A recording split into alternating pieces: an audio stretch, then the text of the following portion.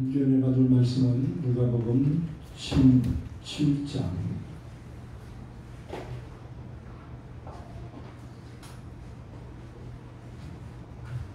누가복음 17장 11절부터 19절까지 말씀.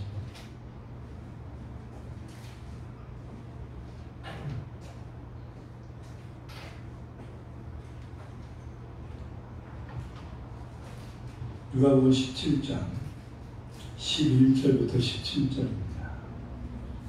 19절까지입니다. 우리 다 같이 함께 합독해서 읽겠습니다.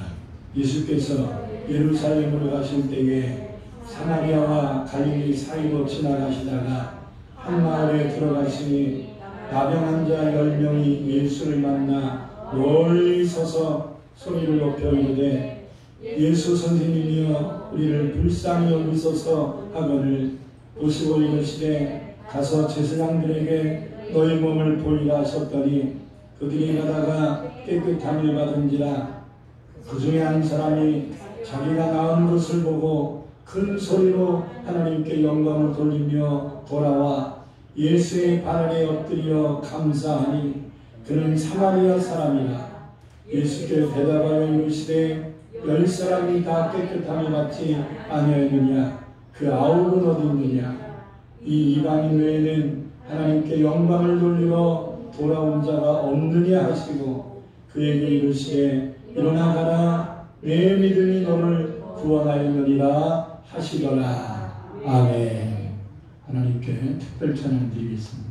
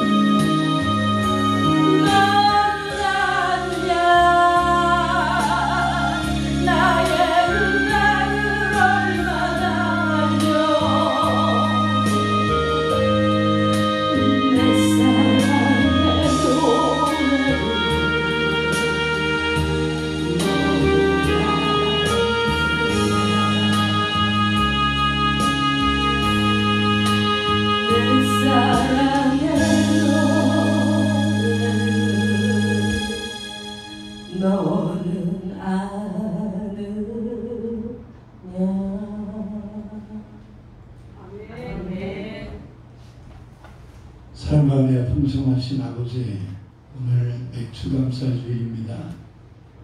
우리 마음속에 진정한 감사가 예배에 묻어나게 하옵소서. 지난 한 주간 동안 세상살이하며 흐트러진 마음이 있다면 정돈하시고, 죄악에 묻은 마음이 있다면 씻어내 주시고, 원망과 불평이 가득 차 있다면 다 걸러내 주셔서 우리 마음에 오직 하나님만 보여지게 하시고, 우리 마음에 그 하나님께 대한 감사만이 차고 넘치게 하옵소서. 오늘도 하나님께 주신 귀한 말씀을 듣고자 원합니다. 귀로만 듣는 어리석은 자 되지 말고 우리의 영으로 마음으로 듣는 자 되게 하옵소서. 말씀에 생명력을 더하시고 은혜 위에 은혜를 더하여 주시고, 마음과 삶이 분산되지 않도록 영이 마음에 악한 마귀가 흩틀지 못하도록 주님이 집중시켜 주옵소서. 아멘. 예수님 이름으로 간절히 기도합니다. 아멘. 오늘은 맥주감사 주일입니다. 그래서 감사에 대한 말씀을 전하려고 합니다. 저는 왜 사람들이 은혜를 받았는데, 하나님께 은혜를 받았든 사람에게 은혜를 받았는데 왜 그 은혜에 감사하지 못하고 조그만 문제나 일이 생기면 상처를 쉽게 받고 또 그 은혜 받은 것을 잊어버리고 상처만 가슴에 가득 차 있을까? 이것이 부모 자식 간의 관계도 마찬가지고 부부 간의 관계도 마찬가지고 성도와 주의 종과의 관계도 마찬가지고, 이 세상 삶 속에 우리가 사랑받지 않고 살 수 없고 또 은혜받지 않고 살 수 없습니다. 아멘. 근데 시간이 지나면 지날수록 우리의 감사가 사라지고 받은 은혜를 쉽게 잊어버리고 주어진 조건만을 잡고 환경만을 바라보면서 상처받기가 있습니다. 이해하는 마음보다는 바꾸려고 하는 생각을 많이 갖게 됩니다. 내가 고치려고 하는 것보다는 남이 고치기를 촉구를 하는 그런 것들을 많이 보게 됩니다. 이런 삶을 사는 사람이 예수를 믿어 구원의 은혜를 받은 사람이라면 이건 더 큰 딜레마가 될 겁니다. 예수를 믿은 사람과 믿지 않는 사람의 차이가 뭔가? 그건 감사에 있는 거거든요. 이런 코로나 상황 속에서도 예수 믿는 사람들은 코로나 때문에 걱정, 근심, 염려, 번민, 원망, 불평하는 게 아니고 탓하는 게 아니고 지금 지난 1년 반이라는 세월 속에 이 나라와 전 세계는 팬데믹 현상이라는 표현을 쓸 정도로 큰 고통을 겪었습니다. 그리고 또 그것이 아직 종결되지 않고 겪고 있습니다. 과연 이런 상황 속에서 하나님을 믿지 않는 사람들은 어떤 반응을 했든지 간에 하나님의 관심은 하나님 믿는 사람들이 이러한 상황, 하나님의 허락이 없이 이런 문제가 생기지 않았을 것인데, 과연 이 상황을 하루 이틀도 아니고 한두 달도 아니고 2년이 다 돼가는 이 긴 세월 속에서 과연 하나님의 뜻이 무엇일까를 좀 찾아보고 있을까? 그냥 교회 와서 설교 말씀을 통해서만 흘러가는 얘기로 듣는 것이 아니라 정말로 각자가 자기 주어진 환경 속에서 정부를 탓하고 환경을 탓하고 눈에 보이지 않는 세포만 탓하고 또 마귀 역사라고 그러고, 더군다나 우리나라 같으면 극보수에 해당되는 분들은 이것을 과연 믿음으로 보고 있는 건가? 정부만 탓하는 것으로 될 문제인가? 정부가 어떻게 했든지 간에 믿는 자로서의 자세가 어떻게 되는가를 과연 자각하고 있는 것인가 라고 하는 것을 좀 생각해 봐야 될 것 같습니다. 과연 코로나가 이렇게 지지부지하게 길게 장기적으로 가고 있다고 해서 우리의 마음이 이렇게 감사하지 못하고 원망만 계속 쏟아붓고 있는 거죠. 정부의 정책에 문제가 있다고 생각합니다. 그러나 정부의 정책만 탓해서는 안 됩니다. 정부가 교회에 예배드리는 것을 적지 않게 방해 또는 억압을 했습니다. 그러나 그것으로만 지쳤다고 표현할 수 없습니다. 우리가 그렇게 약한 자냐는 거예요. 우리가 믿는 하나님이 그렇게 무능한 분이냐 이 말. 과연 이 상황을 뒤집어 엎을 수 있는 전능자이신 하나님은 과연 우리의 모습을 보고 무슨 일을 계획하고 계실까? 혹시나 이제는 나의 뜻을 깨달아 이 상황 속에서 감사하지 않을까라는 기대심이 시간이 지날수록 점점 하나님이 무너지고 계시지 않을까. 이제는 하나님께 감사로 돌이켜야 될 때가 왔는데 자꾸 환경에만 탓하고 핑계대면서 하나님을 향한 그 감사의 자세 이것을 회복시키지 못하고 여전히 환경의 문제에만 힘겨워하는 우리의 연약함만 보이고 있는 것은 아닐까. 여러분, 하나님이 이 코로나 상황을 도와주실 것이라고 믿습니다. 이 코로나 없애주시면 하나님 감사하겠습니까? 근데 저와 여러분이 이 하나님이 코로나 없애주시면 감사할 거라는 것을 하나님이 확신할까요? 그래서 우리가 지난 1년 6개월 동안의 삶을 되돌아보면 스스로의 답을 찾을 수 있을 겁니다. 과연 우리가 환경이 바뀐다고 감사할 수 있을까? 그리고 감사한다고 해도 얼마나 갈까? 여러분, 우리가 환경의 영향을 받는 사람인가, 환경을 믿음으로 대처하는 사람인가라는 것은 우리 스스로가 알아야 됩니다. 이스라엘 백성들이 기적을 체험했다고 감사를 얼마나 합니까? 홍해 갈라졌을 때 춤추고 난리쳤지요. 감사 찬양했습니다. 그러나 3일 동안의 광야 생활 속에서 그 감사는 다 잊어버렸어요. 쓴물 때문에 원망으로 다 뒤집혀버렸어요. 우리가 혹시나 홍해를 걷는 갈라지는 것 같은 이 그렇게 우리를 힘겹게 하는 코로나를 하나님의 바람을 붙여서 내몰아 주셨을 때 우리는 이스라엘 백성들처럼 감사가 3일답게 가지 않는 것은 아닐까. 그 감사의 찬양이 그냥 하루 이틀 지나면 또 땡치고 또 다른 크고 작은 문제들 때문에 급급하고 하나님이 또 왜 나에게 지난번에는 홍해 때문에 힘들게 하더니 이제는 쓴물 때문에 힘들게 하는 거야 하면서 홍해를 건너게 하신 은혜는 다 삭제되고 있는 건 아닌가.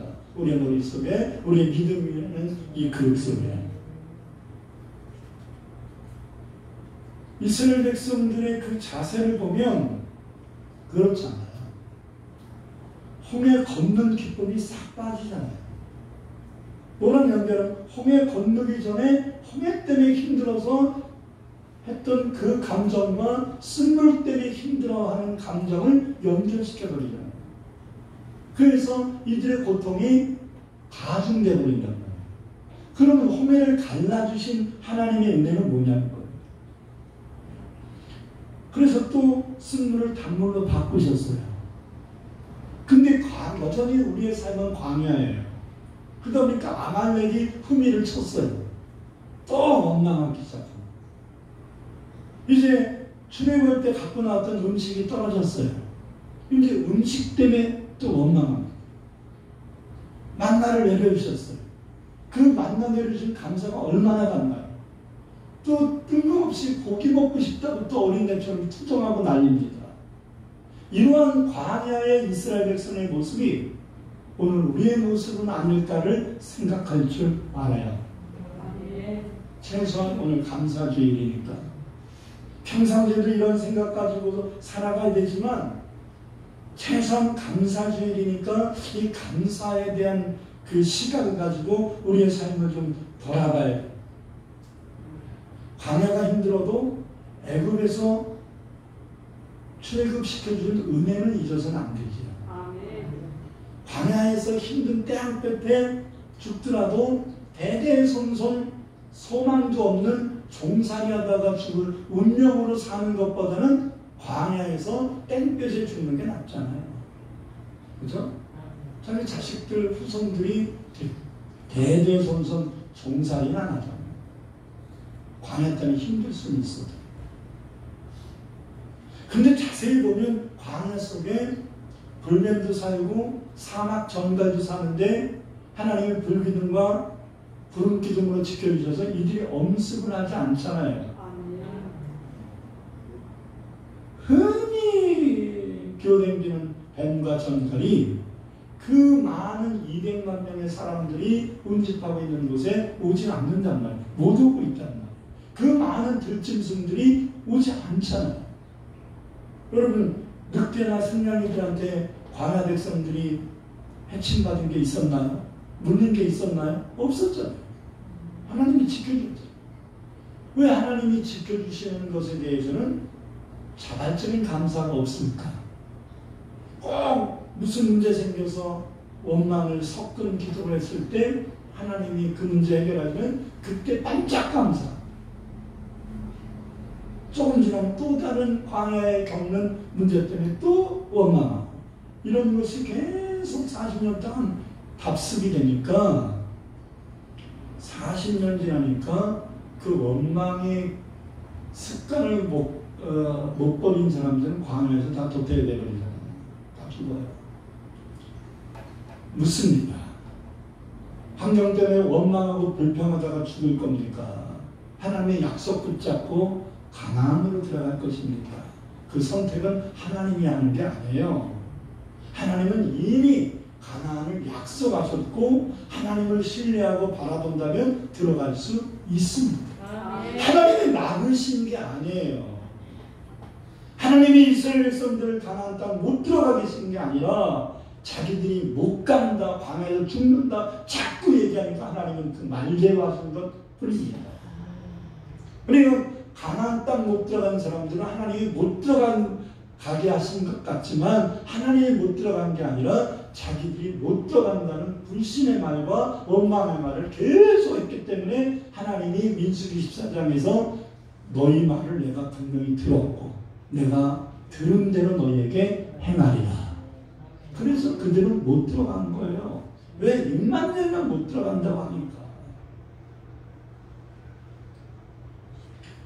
그래서 여러분 감사를 하는 사람은 계속 감사할 일이 생기는데 불평을 하는 사람들은 계속 불평이 생길 수밖에 없는 게 우리가 살고 있는 이 세상의 삶이고 현실이에요. 그 다음에 좀 자세를 이제 좀 바꿔야 돼요. 어차피 거쳐가야 될 광야라면 그냥 광야를 그냥 뛰어넘으면 좋겠는데 하나님이 광야를 통해서 가나안 들어가려잖아요. 그렇다면 어차피 거쳐가야 될 광야라면 하나님 앞에 인정받을 수 있는 기회로 삼아야지 원망하다가 도태하는 자 돼서는 안 된다. 아멘. 구원받았음에도 구원의 기쁨이 없어요? 응답받았는데도 응답받은 것에 만족이 없어요? 말씀을 깨달았다고 하면서도 그 말씀으로 변화가 되지 않아요? 무슨 문제 제기를 해야 합니다. 자기 스스로에. 나는 은혜 받은 자가 아멘 했다면 은혜 받은 자의 모습입니다. 나는. 내가 하나님 앞에 기도한 것 적지 않게 많은 응답을 받았는데 과연 응답받은 자의 자세인가? 여태까지 하나님이 응답을 줬으면 문제 만나면 뭐부터 해야 돼요? 기도부터 해야 되잖아요. 원망부터 하는 게 아니라 기도부터 해야 되잖아요. 홍해 문제 생겼을 때 홍해 갈라주신 하나님의 은혜를 체험했다면 쓴물 만났을 때 홍해를 갈라주신 하나님 쓴물도 바꿔주세요. 기도하는 자세가 돼야 되는데 쓴물 때문에 또 원망하고 쓴물을 단물로 바꿔주신 은혜를 체험한 사람이 아말렉 만나면 하나님 앞에 하나님 우리는 이 전쟁에 이길 수 없습니다. 도와주세요 하고서 두 손 들고 하나님 앞에 도움을 청해야 되는데 또 원망하고 힘겨워하고 또 모세의 기도를 통해서 아말렉을 이겼는데 또 배고프다고 투정하고 만나를 먹을 수 있는 만큼 풍성하게 주셨는데 이제 주신 것에 감사 안 하고 아직 안 주신 거예요. 메추라기를 주셨어요? 안 주셨어요? 아직 안 주신 거죠.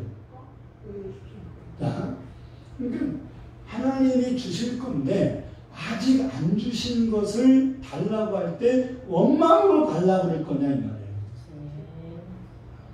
이게 참 못된 습관이잖아요. 이 습관을 버려야 됩니다. 그래서 우리는 감사를 좀 훈련해야 되겠다. 감사가 없는 신앙은 생명력이 없습니다. 감사가 없는 믿음은 무능력함이 드러날 겁니다. 감사가 없는 말은 덕을 끼칠 수 없습니다. 그래서 저는 오늘 이렇게 감사라는 주제의 말씀을 통하여 그 원인을 좀 찾아보려고 해요. 왜 우리가 감사의 삶이 습관되지 않을까? 그것은 감사의 일이 생겼을 때 그 감사를 즉시 표현하는 것이 미숙하기 때문이다. 감사의 일이 생겼을 때 가장 기본은 뭐냐면 그것을 감사를 즉시 표현해 버렸다는 거예요. 아멘.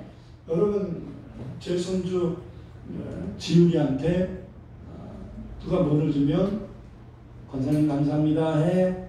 감사합니다 쫓아가잖아요. 아주 우리 지율이처럼 여러분들을 훈련시켜야 되지 않을까. 조금만 문제가 생기면 하나님께 감사하세요. 네, 감사합니다. 감사합니다. 감사 찬양하세요. 계속 조금만 문제 감사하세요. 이렇게 감사한 일이 있을 때 아직 해결되지 못한 것에 시각을 돌리지 말고 해결되게 하신 하나님만을 바라보고 즉시 감사를 표현할 수 있는 훈련이 되어야 되겠다. 아멘. 감사의 삶을 살기 위해서는 감사할 일이 생겼을 때 즉시 감사하는 훈련을 좀 해야 되겠다. 우리가 잘못을 했을 때 지체하지 말고 빨리 잘못을 시인하고 회개를 해야 됩니다. 그렇지 않으면 기회를 놓쳐서 잘못했다고 하기가 멋쩍어지거든요. 감사도 마찬가지입니다. 여러분 회개해야 될 때 회개 기회 놓치면 회개가 잘 안 되는 것처럼 감사의 기회가 생겼을 때 즉시 감사하지 못하면 감사의 기회를 놓쳐요.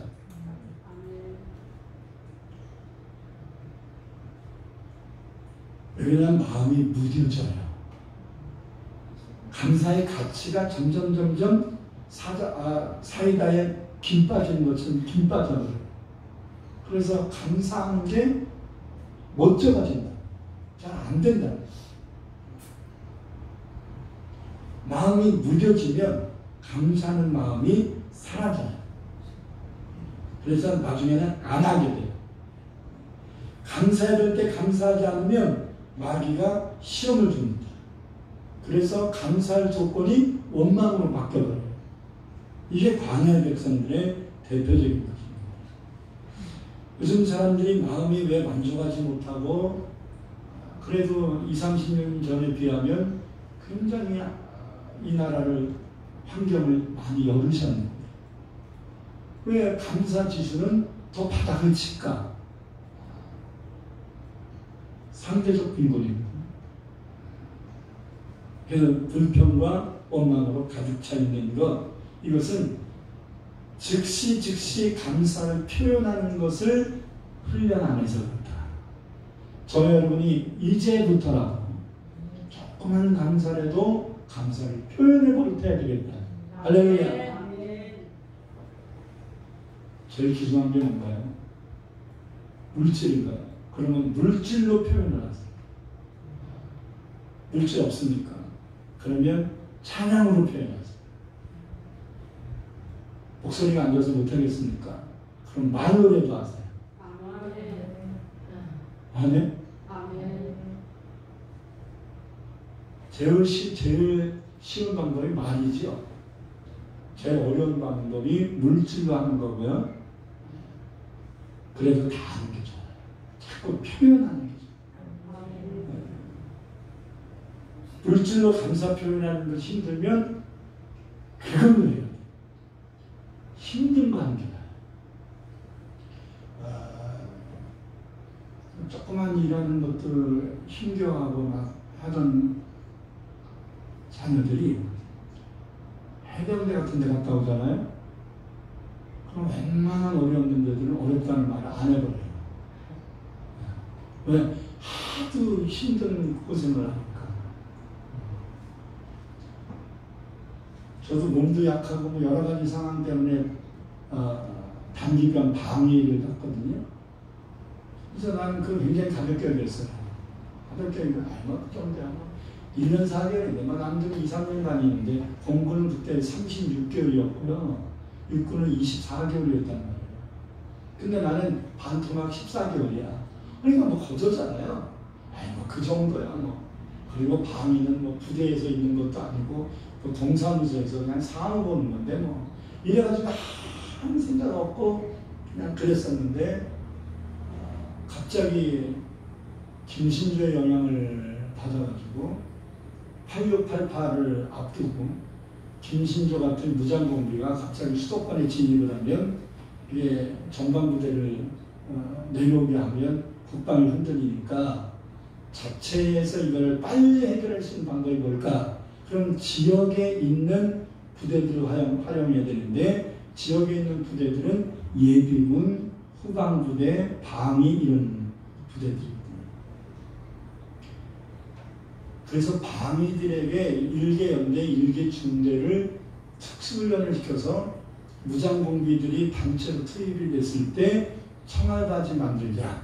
그래서 전 군인이 경찰이나 이런 정규군들이 자기 자리를 잡아서 수도권을 방위할 수 있는 태세를 갖출 때까지 좀 지연시키는 전략을 세우기 위해서 특수 기동대라는 이 부서를 만들었어요. 그래서 키가 커서 걸렸는지 어쨌든 걸렸어요. 근데 이제 하나님이 보내신 거지. 왜? 내 자세가 너무 해이하니까. 저는 앞으로 죄송될 사람이 요 정도도 못하냐 하면서 기본적 훈련을 시켜주시려고 보는 건데 난 하나님 앞에 엄청 원망했습니다. 하나님 뜻을 모르고 하나님 방위가 이런데 왜 와야 됩니까? 하면서 원망을 하니까 할 수 있는 것도 못하는 지경이 되는 거예요. 오른손 올리라고 왼손 올리고 왼손 올리라고 오른손 올리고 완전히 바보짓을 2개월 반 3개월 가까이 한 거예요. 그래서 3개월 돼갈 때는 완전히 내 영과 마음과 육신이 피폐해져갖고 머리꼭지까지 하나님 나를 왜 이런 엉망통에 보내고 나를 이렇게 힘들게 하냐 하고서 하나님 앞에 원망하는 게 머리꼭지까지 올랐고 행동으로 옮기지 않았을 뿐이지 내 마음으로는 실탄이 있으면 그냥 입에다가 집어넣고 그냥 쏴서 죽고 싶은 심정도 매일은 앉아서도 일주일에 한두 번은 들었고 나를 힘겹게 하는 사람들 그냥 다 쏴죽이고 싶은 이런 생각도 그 충동도 수없이 들어왔어요. 내가 왜 바본데? 난 바보 아니야. 니네들이 나를 바보 만들었지? 난 바보 아니야.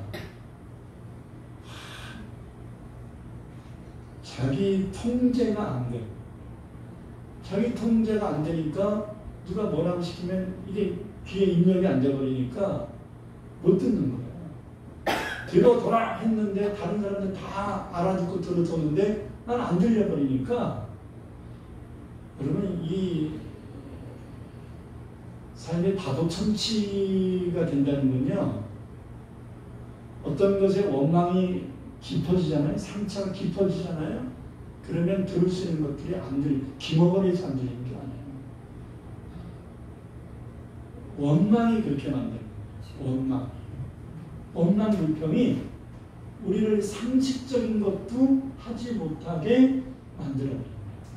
귀를 막게 하고, 볼 거를 보지 못하게 하고, 할 수 있는 것을 못하는 무능한 자가 되네. 그러나 하나님이 저를 긍휼히 여기셔서 음성을 주시네. 대구야, 넌 뭐가 그렇게 힘드냐? 그동안 나름 기도했지요? 근데 무슨 기도예요? 원망 기도죠. 응? 하나님 뜻을 알려고 하는 기도가 아니라, 하나님 왜 나한테 이렇게 하십니까? 왜 저놈은 나를 저렇게 힘들게 합니까? 원망 기도를 하니까 하나님은 안 들으시는 거죠. 하나님이 손이 짧아서 우리를 건지지 못하는 게 아니에요. 하나님이 귀가 어두워서 못 듣는 게 아니에요. 하나님과 우리 사이에 죄가 가라막혀서 안 되는 거예요.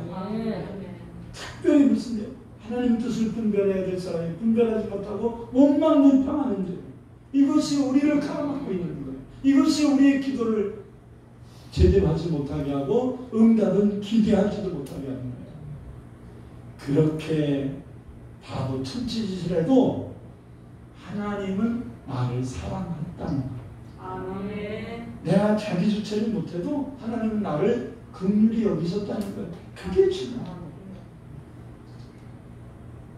내가 하나님께 다가간 것 같지만, 내가 하나님께 다가간다고 했을 때는 원망 가지고 다가가니까 하나님은 멀리 계시는 것 같은 거야. 안 들어주셔. 허공을 치는 기도였어요. 근데 어느 날 하나님이 저에게 다가오신 거예요. 대구야, 뭐가 그렇게 힘드냐? 그럴 때 나도 모르게 복받치는 말로 하나님 그걸 말이라고 하십니다. 방위가 왜 여기 와서 있어야 됩니까? 방위가 왜 총을 쏴야 되고, 방위가 뭐 때문에 이런 훈련을 받아야 되고, 태권도도 못하는데 어떻게 사람을 단시간 내에 목을 따는 이런 특급 무술을 배울 수 있겠어요, 제가? 안 되지요. 그러니까 가르쳐주지도 않아. 쟤한테 가르쳐주면 우리가 위험해질 수 있으니까 안 된다. 남들은 실탄 장정에서 사격장에 가가지고 쏘는데 나는 실탄을 안 줘.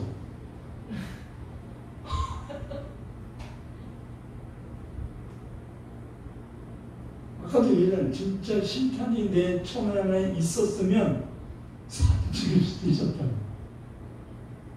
그럼 벌써 얼굴을 보면 전문가들이니까 알잖아. 근데 하나님이 저에게 다가오시니까 꽃받쳐서 하나님 앞에 막 울면서 호소를 했습니다. 그것 또한 원망 섞인 하소연이죠. 그럴 때 하나님의 성령이 하신 음성이 지금도 제 마음속에 또렷하게 기억이 납니다. 예수를 믿는다는 사람들이 다 좋은 모집, 편한 곳을 가서 일을 한다면 이 나라는 누가 지키는데? 이 성령의 질문이었어요. 예수 믿는 사람들이 기도해서 후방 조치가 되고 편한 사무직에 나가고 있고 밤새서 거처를 쓰지도 않고 총 들고 북한과 대치하지 않고 이런 힘든 일들은 다 뒤로 빠지는 게 응답이고 은혜라면, 그러면 하나님 나를 안 믿는 자들이, 하나님 안 믿는 자들이 이 나라 최전방을 지켜야 되고 중요한 곳을 있어야 되는 겁니다. 내가 함께하는 너희들이 그것을 해야지. 아멘.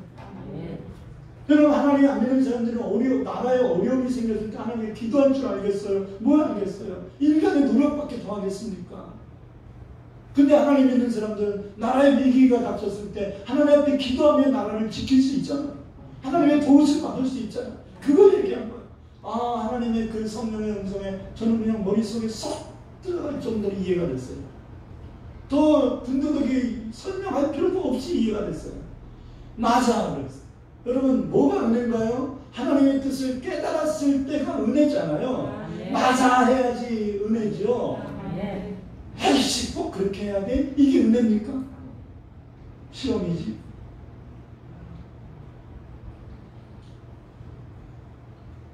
그렇게 총을 제대로 못 썼던 제가 하나님의 은혜를 받으니까 특등 사수는 안 되셔도 1등 사수가 됐어요. 저 때문에 우리 중대가 사단에서 1등을 해가지고 우리 중대장이 자기 진급하게 생겼다고 한 달 본국까지 털어가면서 회식을 시켜줄 정도로 전환이 됐어요.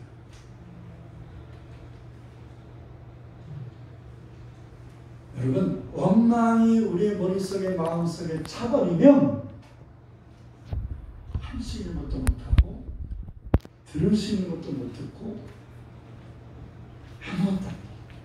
그렇기 때문에 감사위원회. 아멘. 여러분, 로마서 1장 21절을 보면 같이 읽을까요? 하나님을 알되 하나님을 영화롭게도 아니하며 감사하지도 아니하고 오히려 그 생각이 어떻게 되죠? 그 생각이 허망하여짐, 미련한 마음이 어두워졌다. 자, 여기서 마음이라는 건 소울이 아니라 스피리트를 얘기하는 거거든요. 미련한 영이 어두워졌다. 영이 영의 역할을 하지 못하게 됐다. 왜? 허망한 생각이 들어가서. 뭘? 감사하지 못하니까. 이해가 됩니까? 네. 감사하지 못하면 우리의 생각이 헛된 것으로 찬다는 거예요. 우리의 마음이 하나님의 뜻을 분별하지 못하는 어둠에 갇히게 된다는 거예요. 디모데후서 3장 2절에서는 말세의 징조 중 하나가 감사하지 않는 것이라고 말합니다. 한번 같이 읽겠습니다. 사람들이 자기를 사랑하며 돈을 사랑하며 자랑하며 교만하며 비방하며 몸을 거역하며 감사하지 아니하며. 자, 이것이 말세에 살고 있는 사람들의 대표적 증상 중에 하나가 감사하지 않는 것.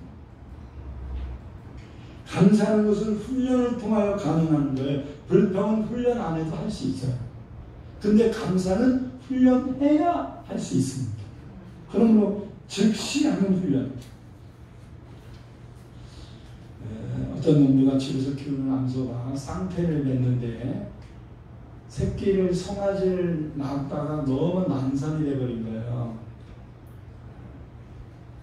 그래가지고 그 송아지를 잘 낳게 해주는 전문 수의사를 부르러 갔는데, 가족을 보내가지고 부르러 갔는데 수의사 오기 전에 송아지도 자궁에서 못 나오고 그 어미 소도 죽을 것 같은 거예요. 그래가 다급한 이 농부가 하나님 앞에 기도를 했습니다. 하나님, 우리 암소가 송아지를 한 마리를 잉태한 게 아니라 2마리를 잉태해갖고 이 새끼들이 순서대로 나오면 좋겠는데 서로 머리를 박은 바람에 이게 난산이 돼버렸는데, 하나님 이거 어떡하면 좋습니까? 하나님 돌려주세요. 머리들을 돌려가지고 하나씩 순조롭게 나와서 출산을 하게 하면, 새끼 2마리가 건강하게 나아지면 한 마리는 반드시 하나님께 헌물을 드리겠습니다. 그렇게 기도했어요. 그랬더니 하나님이 역사하셨어요. 갑자기 그렇게 힘들어하던 암소가 조금 움직이더니 한 마리가 쏙 나온 거예요. 그러더니 뒤를 이어서 1, 2분 있다가 또 한 마리가 나왔어요. 얼마나 감사한지. 하나님 감사합니다 말만 하고, 이제 송아지 2마리 생긴 게 기뻐가지고 이 송아지 키우다가 한 달 지나고 2달 지나는 거예요. 그래서 그 기도하는 모습을 들었던 부인이 여보, 송아지가 암소가 송아지 2마리 건강하게 잘 나면 1마리 드린다면 언제 드릴 건데? 좀 있어라. 한 마리 드릴 거야. 어떤 송아지 드릴? 아니야, 좀 있어. 그러다가 2달이 넘으면서 이 송아지 2마리가 병 걸려서 죽었어. 하여튼 그 부인이 뭐라고 했냐면, 당신이 즉시 감사하지 않으니까 하나님이 다 데려가신 거야. 송아지만 데려간 것 감사해. 원래는 암소도 죽을 뻔했잖아. 여기서 송아지 잃어버렸다고 감사하지 않는다면 이제 암소도 죽을지 몰라. 아멘? 아멘. 왜 났을 때 감사를 해야지 송아지 다 죽은 다음에 어쩔 수 없는 감사를 합니까? 저는 이야기를 듣고 참 깨달은 바가 많습니다. 여러분들도 깨닫게 되길 바랍니다. 감사는 어떻게 된다? 즉시. 그렇지 않으면 못합니다. 오늘 본문에서도 10명의 나병 환자를 예수님이 은혜로 사랑으로 고쳐주셨습니다. 그래서 제사장에게 보이라 해서 제사장이 가는 중에 고침받았어요. 근데 이 고침받은 나병 환자는 2 부류로 나눠집니다. 한 사람은 즉시 예수님께 와서 감사를 표했고, 나머지 9사람들은 예수님께 찾아오지 않았다는 거예요. 그래서 예수님께서 묻잖아요. 17절 읽겠습니다. 예수께서 대답하여 이르시되 10사람이 다 깨끗함을 받지 아니하였느냐? 그 9은 어디 있느냐? 그 9이 누구예요? 감사하지 못하는 그 9. 여러분은 감사한 그 사마리아 사람 나병 환자가 되겠습니까? 감사하지 못하여 주님이 찾고 계시는 9이 되겠습니까? 그 선택은 예수님이 하는 게 아니라 우리가. 아멘. 두 번째 생각이 들면, 감사는 자신을 나타내려고 하는 교만이 숨어 있어서는 안 된다. 입으로는 감사한데 나중에 지자랑하는 사람들 많거든요. 하나님 은혜 감사하다 그러면서 바리새인적 감사. 바리새인적 감사는 입으로는 하나님 감사합니다 하면서 지자랑하는 거예요. 누가복음 18장 11절 12절을 보면 바리새인의 기도가 나오는데 한번 읽어보겠습니다. 이게 과연 기도인가 교만인가? 감사합니다가 나오잖아요. 시작. 바리새인 서서 따로 기도하여 이르되 하나님이여 나는 다른 사람들 곧 토색 군이 가늠하는 자들과 같지 아니하고 이 세리와도 같지 아니함을 감사하나 하나님이여 감사하나이다. 감사 기도지요? 근데 내용은 뭐예요? 지자랑이지 저게 감사해요? 자기가 토색하지 않고 불의하지 않고 하지 않은 것 감사합니다가 아니라 토색하는 사람이나 불의하는 사람, 간음하는 사람들과 같지 아니한 것, 그리고 저 세리와도 같지 아니한 것을 감사합니다. 그 다음 나는 일에 2번씩 금식하고 또 손톱에 11조를 드리나이다. 이거 하나님 들으라고 하는 거예요. 사람 들으라고 하는 거예요. 기도는 하나님 듣도록 하는 거죠. 하나님 들으시기에 아름다워야 되잖아요. 저는 하나님 들을 때 교만이라고 인정이라는 교만이라고 칭찬받겠죠. 말은 감사라는 표현이 되어 있는데 전 교만이잖아요. 자랑이잖아요. 그러면 우리가 감사 생활을 훈련하기 위해서는 교만이 있어서는 안 돼요. 자기 자랑이 있어서는 안 된다. 하나님이 감사는 형식을 취하지만 실제적으로는 순전히 자기 자랑을 하고 있는 이 바리새인, 그리고 세리와 비교해서 우월감을 나타내고, 이러한 자의 마음에는 입으로는 감사합니다, 하나님 감사합니다 하지만 마음에는 기쁨이 없어요. 여러분 감사하는 사람의 마음에는 뭐가 있어야 돼요? 기쁨이 있어야 돼요. 근데 거짓된 감사, 가식적 감사를 하는 사람의 마음에는 뭐가 없어요? 기쁨이 없어요. 이분은 감사합니다 하지만 마음에 기쁨이 없는 거예요. 이건 가짜 감사예요. 이런 사람들 마음에는 감사가 아니라 누가 내가 말하는 것을 듣고 있지 않나. 그래서 사람에게 인정받으려고 하는 이런 얕은 성격이 있는 거예요. 만약에 자기가 이렇게 가식적 감사를 하고 있는 사람들이 당신 대단하네요 이렇게 반응하지 않으면 무시당한 것 같고 그건 시험들. 가식적 감사를 버려야 됩니다. 여러분 가식적 감사는 마귀의 종로를 타는 것이기 때문입니다. 지난 6개월은 1년 6개월은 코로나로 인하여 많은 고생을 했습니다. 고생 안 했다는 얘기가 아니에요. 다 고생했어요. 우리 교회 성도들은 그렇지만 한 명도 코로나에 감염된 사람이 없잖아요. 아멘. 감사해야 되지 않겠습니까? 아멘. 여러분의 가족들도 감염이 안 됐잖아요. 아멘. 감사해야 되지 않겠습니까? 아멘.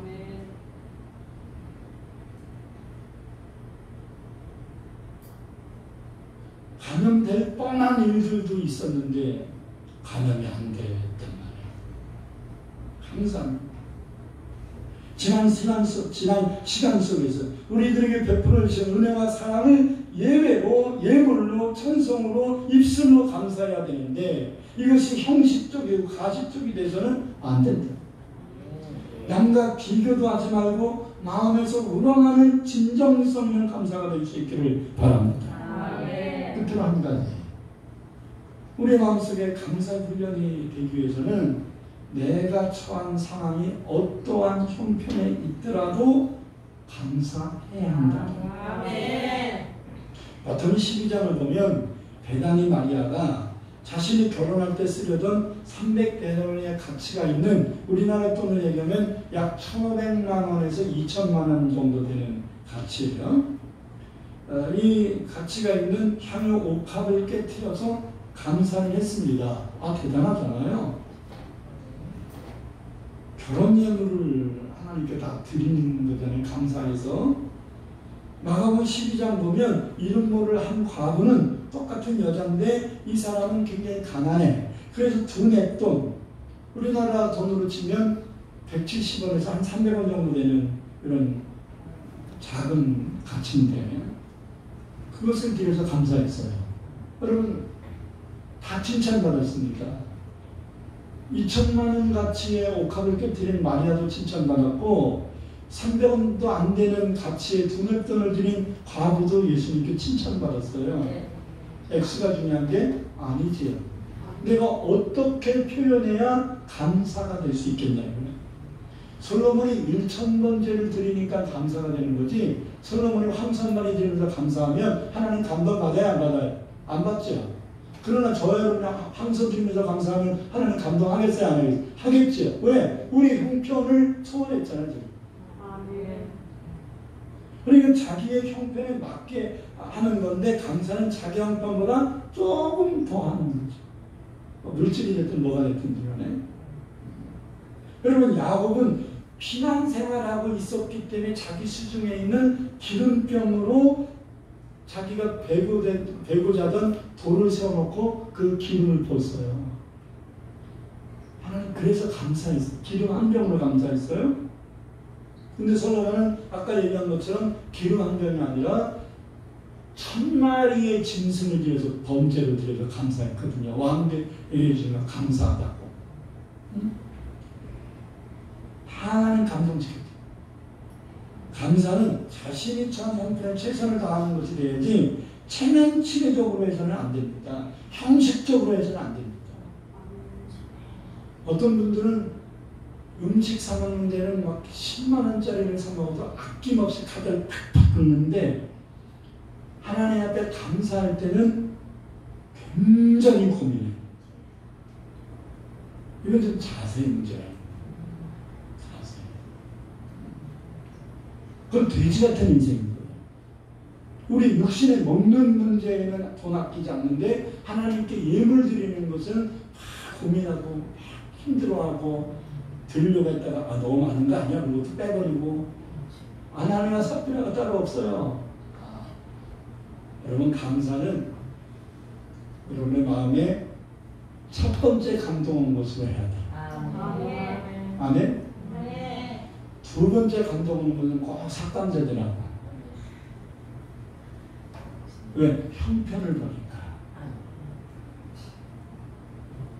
근데 더 성숙한 사람은 이거 가지고 되겠어? 내가 받은 은혜가 얼마나 많은데 하면서 더 드리고 싶은 마음을 가질 수 있겠지요.